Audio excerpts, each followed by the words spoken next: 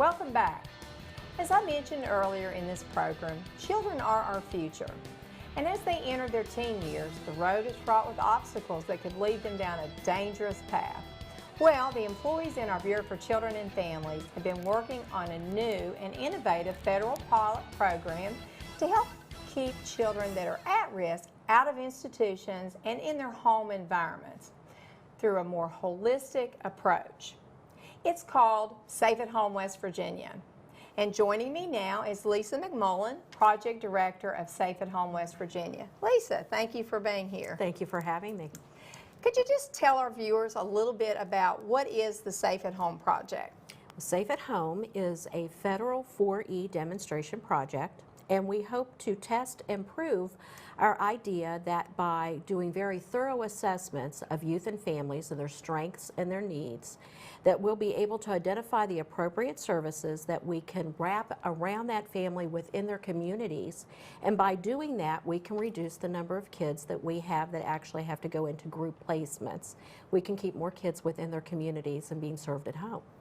You know, a lot of our viewers probably don't understand, a 4E demonstration waiver and what that means. Yes. And so I think to simplify that, it's important for the viewers to know that we do receive federal funding to help children that are at risk.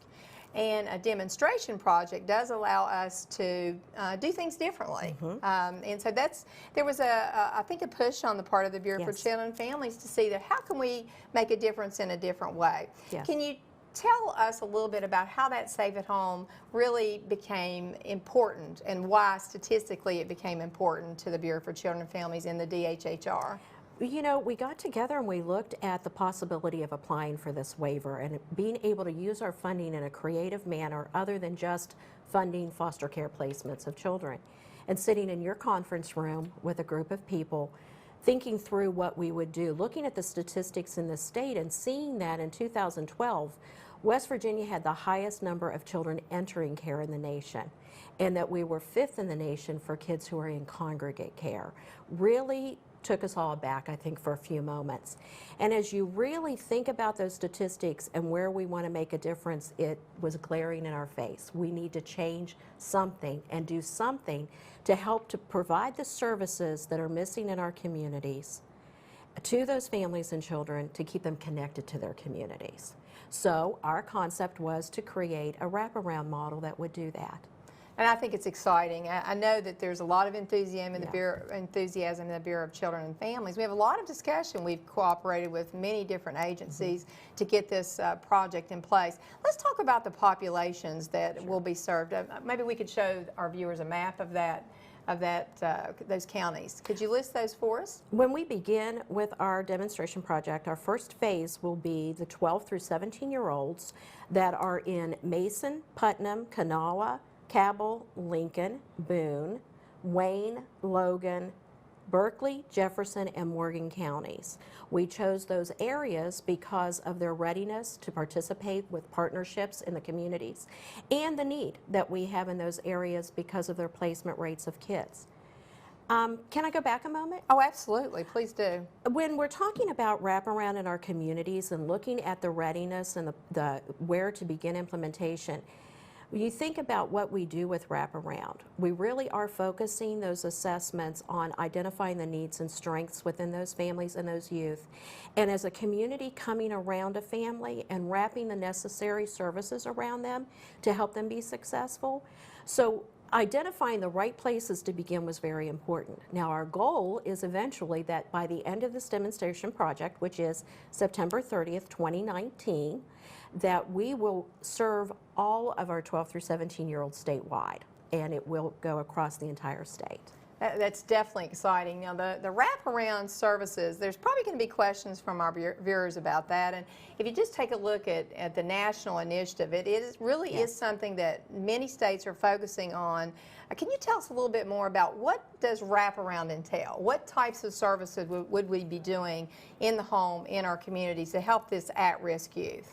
First of all, wraparound is a process that we use in doing that thorough trauma-informed assessment to truly identify the root cause of what's going on in a youth's life or their family.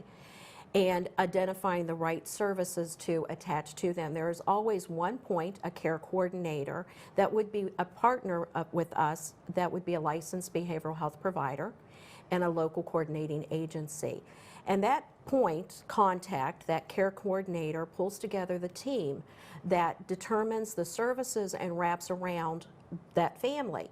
Services in the model, the true high fidelity wraparound model, which is always all of the evidence informed and evidence-based practices of wraparound are found on the National Wraparound Initiative website. That true high fidelity wraparound is only about 20% formal services. Those are services we pay for. And it's about 80% informal services. Those are community partners that we don't always think to include in a family's life, like a partner, an advocate, maybe a pastor at a local church, the neighbor next door that comes over and sits and has coffee with mom and encourages her, or a parent who's been through something similar. So we really pull together as a community to wrap services. There are a lot of services that are behavioral health based, such as there'd be crisis intervention, family counseling, individual counseling or therapy for youth. There are services that would be socially based, such as concrete needs, transportation, things that might have to happen in that way. And then there are some creative services that we're going to have to figure out how to do, like providing an advocate who's been through substance abuse recovery that might come and be a partner with a parent who is in recovery. I mean, I think that's very exciting. If you just think about that concept and the idea of keeping children in their community with their family, with the support, rather than removing them and putting them in, you know, an institutional setting. I think we all know that the research indicates that if we do that, the likelihood of their success is less. Yes. So I know that we have. We've said there's some very specific outcomes that we want to see from this model, and I think we all can recite those outcomes. But can you tell our viewers, what are those outcomes we want to see for those at-risk youth? The first thing that we want for the youth and their families is we want them to be safe. We want our youth and families to be healthy, and when we think of healthy, we think physically healthy and emotionally and mentally healthy. We want them to be connected to their communities. And when we say that, their community may look different for every child or family. A community may be a grandmother's home, not their parents' home, or it may be their parent. It may be with a friend or a neighbor, but staying connected somehow within their community. And then I think most important, last but not least kind of thing is we want our youth and families to be successful. And when we were talking about that goal or that outcome, I remember the conversation because we talked about what we want for our own children. We want our own kids to be successful in whatever success looks like for them. It may not always be as a parent what we think it should be. We may not have kids who are meant to go to college, but who maybe want a technical degree or a different type of a job that we may envision for them, but they have a goal and something they want to do to succeed in life, and we want to help them get there.